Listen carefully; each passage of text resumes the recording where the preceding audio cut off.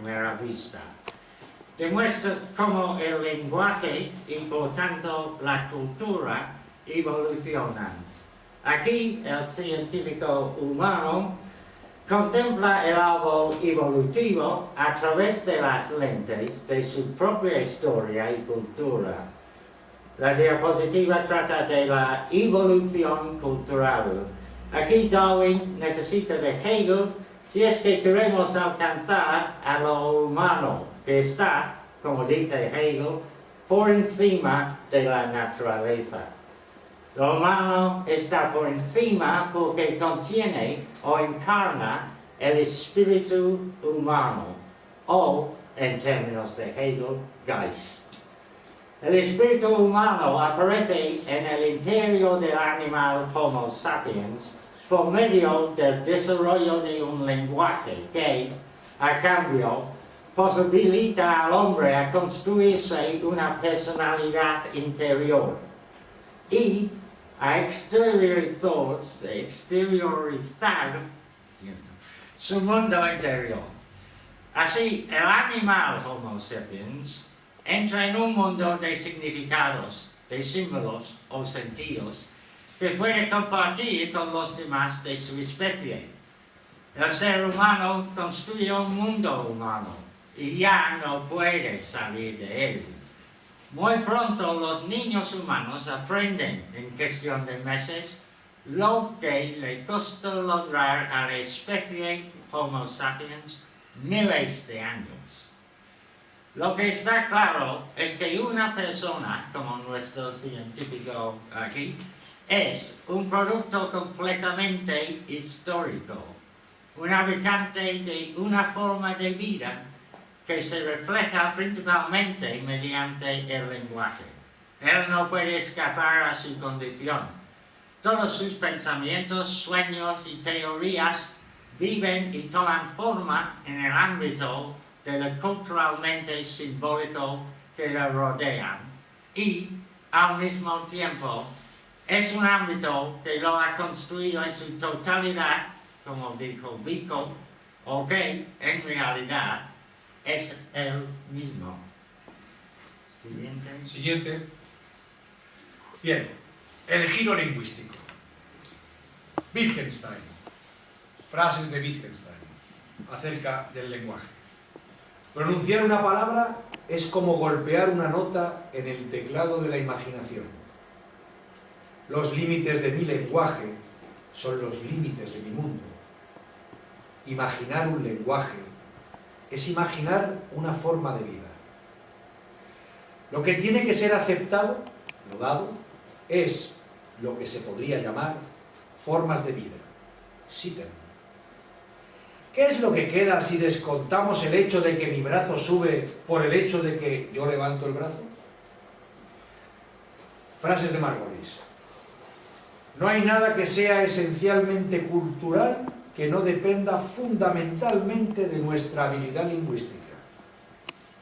La capacidad para el lenguaje es el asiento del yo. El verdadero lenguaje no se puede explicar en términos restringidos a contextos biológicos o físicos conocidos. La evolución, tanto del lenguaje como de la cultura, es en efecto sui generis. Alrededor de mediados del siglo XX, principalmente debido a la influencia de Ludwig Wittgenstein, la filosofía se fue centrando mucho más en el lenguaje. Wittgenstein examinó cuidadosamente nuestro uso cotidiano y corriente del lenguaje. Wittgenstein llegó a la conclusión que el lenguaje tiene que ser aprendido. Cuando un niño aprende a hablar al principio, sencillamente imita los sonidos. El sentido viene después, en contextos de uso. La capacidad de hablar un lenguaje, entonces, es una forma de aprendizaje, un tipo de entrenamiento. Aprender un lenguaje es aprender una habilidad histórica. Wittgenstein vio como los lenguajes matemáticos, como los inventados por Bertrand Russell, eran abstracciones de los lenguajes naturales y no las mejoras que pretendían ser. De hecho, se puede considerar como el intento de reemplazar el lenguaje natural por un lenguaje matemático es solo otro intento de escapar de la historia y del cambio. Probablemente la idea más enrevesada y fructífera de Wittgenstein es la de forma de vida, Lebensform. Él vio esto, Lebensform, como el fin de la perplejidad del preguntarse. No había ningún otro fundamento para nuestro comportamiento cultural, ni para lo que decimos o expresamos. Lo que hacemos y pensamos, nuestro comportamiento y nuestras costumbres son todas manifestaciones de nuestras formas de vida. El gran guardián de cualquier forma de vida humana es precisamente el idioma del grupo. El idioma es una herramienta histórica que ha ido desarrollándose y que sigue cambiando. Es un hecho curioso, pero cierto, que el lenguaje no puede explicarse en términos estrictamente biológicos, como pensaba Chomsky, por ejemplo.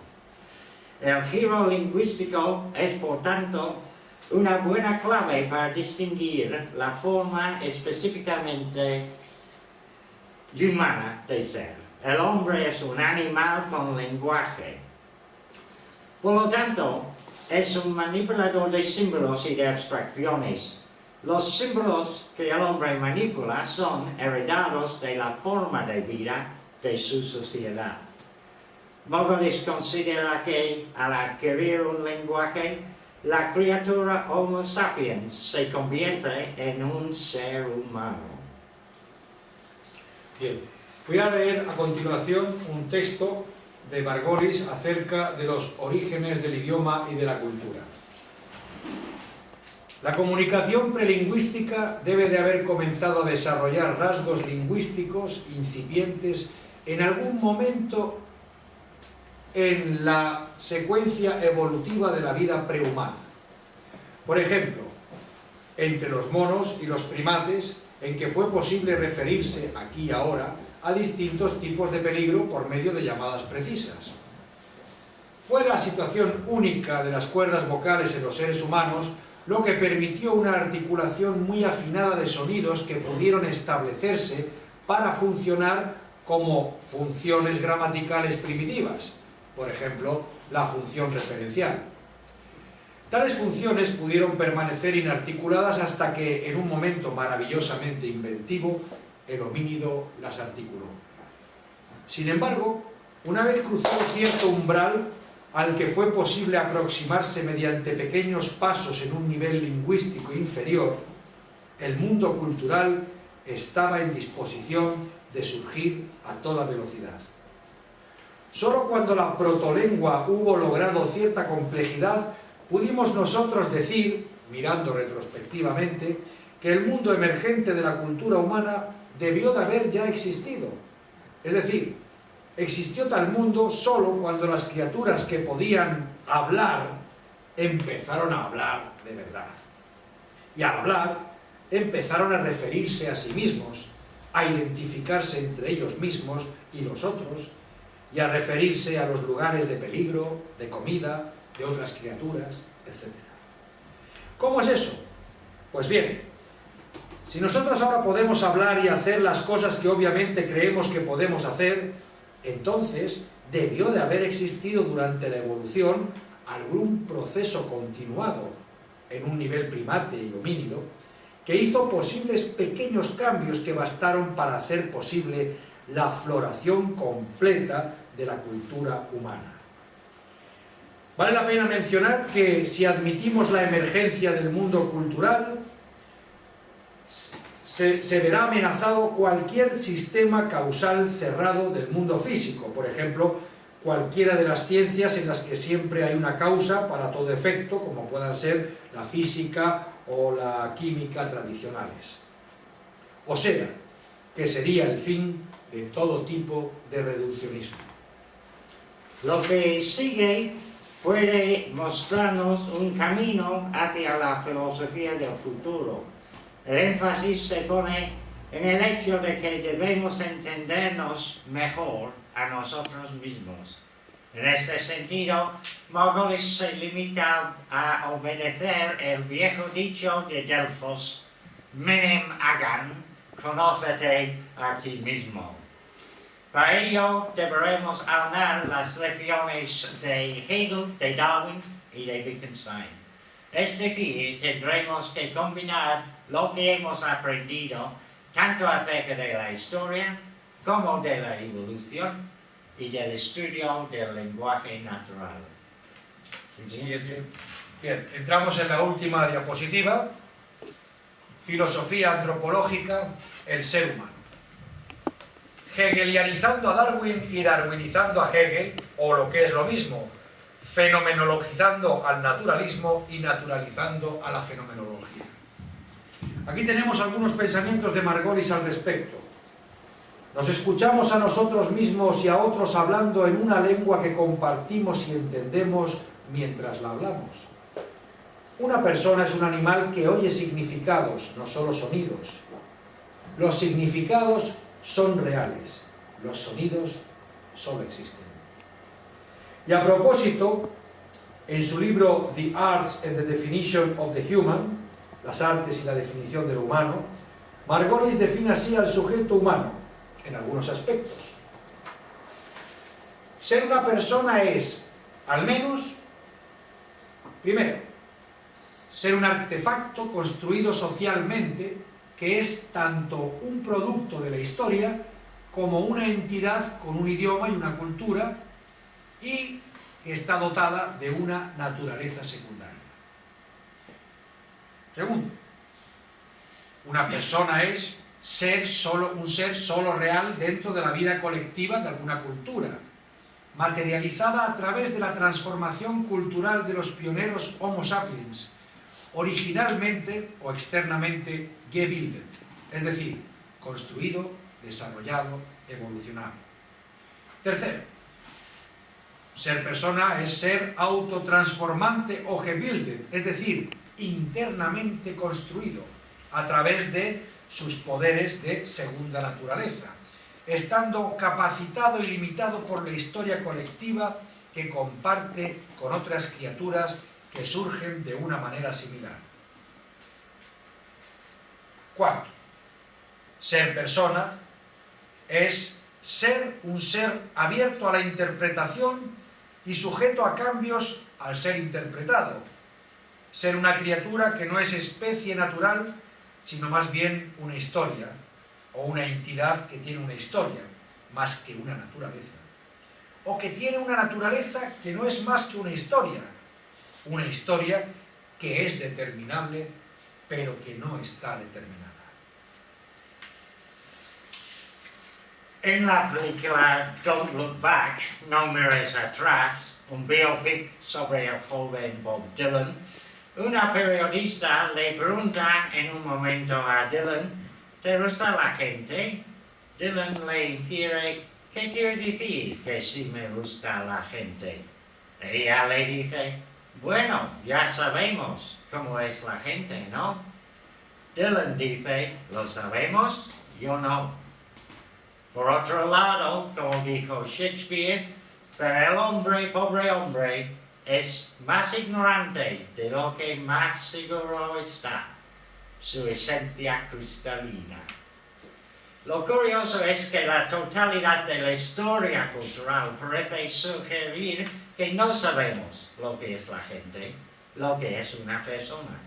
La literatura y la historia se han escrito y las filosofías han evolucionado para que nosotros investiguemos y para explicar o mostrar lo que exactamente somos, o lo que fuimos, o lo que puede que llegamos a ser. Somos una especie obsesionada con nosotros mismos. La obra completa de Joseph Margolis trata sobre todo de investigar lo que una persona es, como él o ella ha llegado a ser así. Parece bastante obvio que si queremos filosofar acerca de la totalidad del mundo inteligible, antes tenemos que saber qué somos. Hemos visto cómo él plantea una nueva forma de encarar los problemas de todas las filosofías anteriores. Margolis considera que hay un cambio metafísico de Homo sapiens cuando un niño acaba siendo una criatura dotada de lenguaje. Él ve una analogía entre esta transformación y la primigenia evolución del lenguaje en el hombre. La incorporación de un lenguaje en nuestro entorno nos permite construir un yo, hablar con nosotros mismos y con los demás. El lenguaje es la clave para la naturaleza colectiva del individuo. Nuestro lenguaje y los conceptos que el lenguaje encarna son un producto histórico. Margolis subraya pues que la ontología de la persona humana, nuestra forma de ser, y todos y cada uno de nuestros empeños en el ámbito que sea, serán historizados y culturalmente emergentes. Él nos muestra cómo el mundo humano y las formas de vida son sui generis, y lo que esto supone en la práctica para nuestras artes y ciencias. Resumiendo, nos muestra cómo meter la historia dentro de la evolución, es decir, cómo hegelizar a Darwin y cómo darwinizar a Hegel, o lo que es lo mismo, cómo ver la evolución cultural como una extensión de la evolución natural y cómo apreciar la gran diferencia entre las dos. No podemos saber nada acerca de la evolución natural salvo a través del lenguaje, un fenómeno cultural. Margolis también demuestra cómo no podemos escapar de la historia y cómo todas nuestras teorías pueden ser equivocadas, incluida la propia teoría de Margolis mismo. Bien, muchas gracias. Ahora vamos a hacer un pequeño descanso, 5 o 10 minutos, para que aquí, repito, hay un servicio, fumadores pueden fumar fuera, y se permitirá luego un turno de preguntas o debatir o cuestionar cualquier cosa que se haya dicho o leído aquí. Muchas gracias. Yo primero quiero aplaudir.